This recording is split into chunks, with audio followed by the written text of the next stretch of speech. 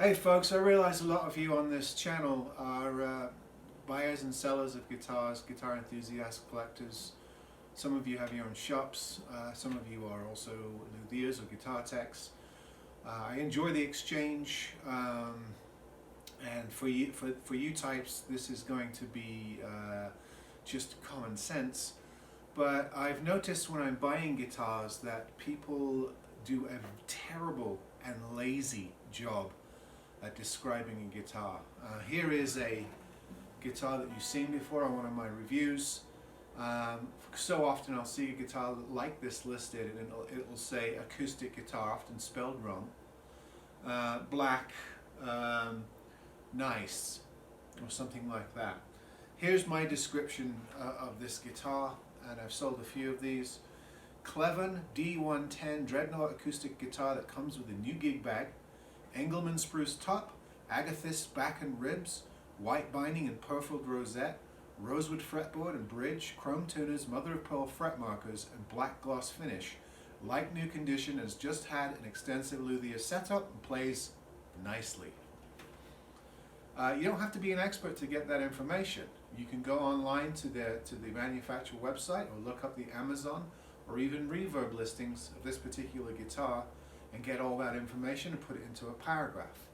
I just find that when you speak knowingly about a guitar and are thorough, people are more attracted to it. I could have just said little known brand black acoustic guitar, like a lot of people do, but I feel compelled to pass on as much information as I can about this guitar. It's a great deal, these guitars. They play really nicely, so I'm going to take the time to describe it. Similarly, let's do a few of these.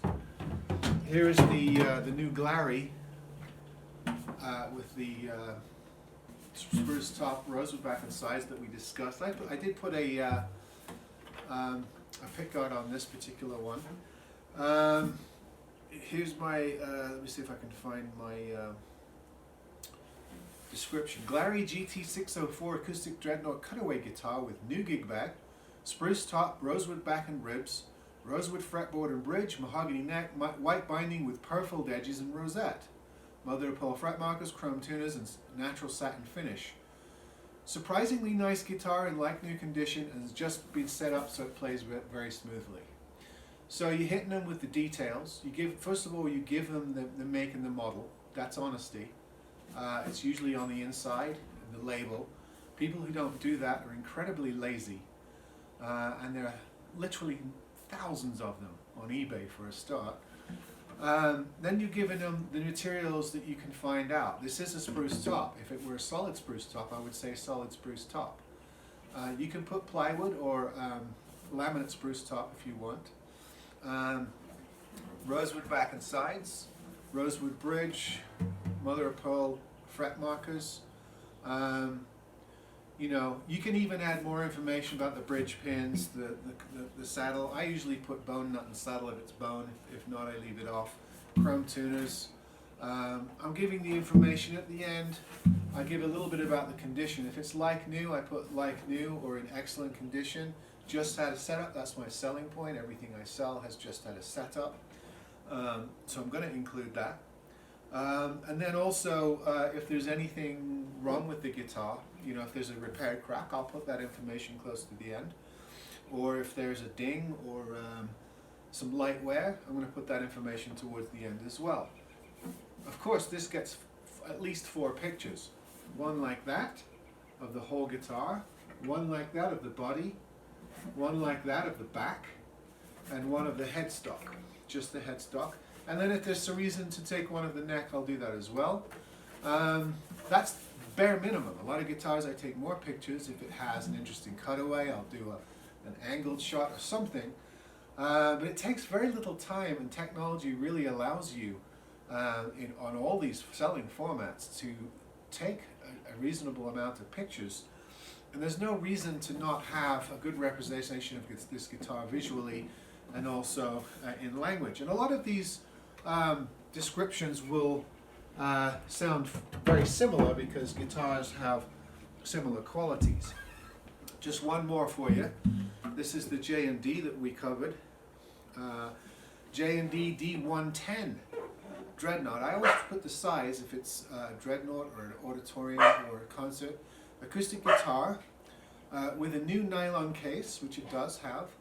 Spruce top, mahogany bag and ribs, snokeling rosewood fretboard and bridge. I added the snokeling, which is a type of rosewood, because it was on the it was a feature on the website. Chrome tuners, black binding, black and white purfled edge rosette, which is the purfled. By the way, purfling is the black line around the edge, or sometimes you have purfled rosettes, which is black and white splines in the guitars, a very common feature. Mother of pearl inlays, black pickguard, natural gloss finish. The guitar is in like new condition and just had a setup. Also comes with a new gig bag. So you're hitting all those points. You're giving them the actual make and model of the guitar. If there's a date featured in the sound hole, you can add that too, but on most of these budget guitars, they don't actually have the date on them. You can, I suppose, go and look up the serial number to get the date, but on a lot of these guitars, the production runs are so low, you just can't get information from serial numbers. The website doesn't have that kind of information. So you can do a guesstimate, roughly 5 years old if you want, or 2 years old, or bought it new, first owner, anything that indicates the age of the guitar.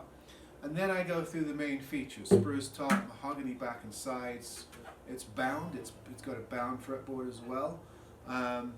There are some features that I could hit that I neglected to, just because I don't want my description to be an essay. I could have told them about the side dots on the side of the neck. I could have told them that the bridge pins are plastic. But people tend to ask questions if there's some detail you left out that they want to know about. The most common question I get when I list a guitar, because I don't measure them all, if it's a high-end guitar, a vintage guitar, I do, but for the guitars like this, I just list them as I read, with basic information, competent information. The common question I get, and you guys that sell guitars or buy guitars will know this, width of the nut. And somebody will say, what's the nut width? And I'll go measure it, and I'll send that as a reply. Or they'll say, does it have a bone nut and saddle? And I'll say, no, it's plastic, but you can easily change that out. Or sometimes they'll even ask you something that's in the ad. They'll say, does it have a rosewood fretboard? And you say, you don't be rude and say, don't you read? You say, yes, it has a rosewood fretboard. A lot of times people ask me what kinds of strings are on it, and I always use D'Addario XL in bulk, so that's usually what's on the guitars I sell, or classical, D'Addario classical strings, or Aquila for ukuleles, so I give that information out. Sometimes on ukulele listings I add Aquila strings on there because it is sort of a selling point. Aquila is probably one of the top 3 brands of ukulele strings, whereas D'Addario XL medium lights are fairly standard. Reasonable strings. They're not junk, but they're not going to be in everybody's top 10 or top 5 list. So I usually don't list the type of string. I don't think it's that important. Somebody can change these out. But if somebody asks me, I let them know. But anyway, the main point of this video is you'll do better with your sales if you take the time to list good details about your instrument that you're trying to sell. And those of you who are buying, you appreciate getting some information, not having to coax the buyer.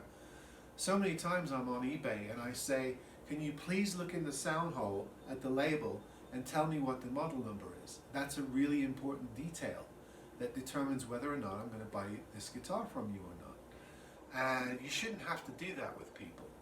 A lot of guitars also don't have model numbers if you're selling sort of off-brand or unbranded stuff, so you can't give that information.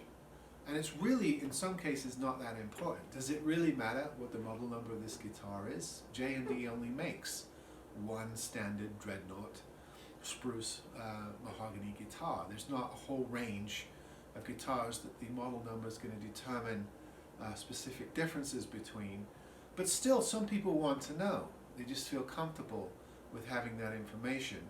And of course, if this were an Ibanez guitar, you'd want to know the model, or an Alvarez guitar, you'd want to know, because those manufacturers make literally dozens of guitars like this with different variations that are reflected by that model number. So again, this is something that you are probably aware of and do, and you know, are even better than I am at doing. But since there are so many poor descriptions, lazy descriptions, people who don't take the time, don't spell things correctly, take horrible pictures. I don't know how in this day and age where everybody owns a cell phone, when you go on eBay and you see a picture of a guitar leaning against a wall in the distance, like it's in somebody's toilet during a fog or something, you know, it's how I mean, I'd have to try to take a picture that bad with a cell phone. Yeah, there shouldn't be any excuse, and of course, you know, if you're buying and selling guitars, or if you want to get rid of guitars that you bought and no longer want, and take the time to do an adequate description, take good photos, you'll sell them much faster, and it'll be a more pleasant experience too. The buyer will assume that you know what you're talking about, or you've taken the time to give them good information, and it usually reflects in the selling experience. All right, see you next time.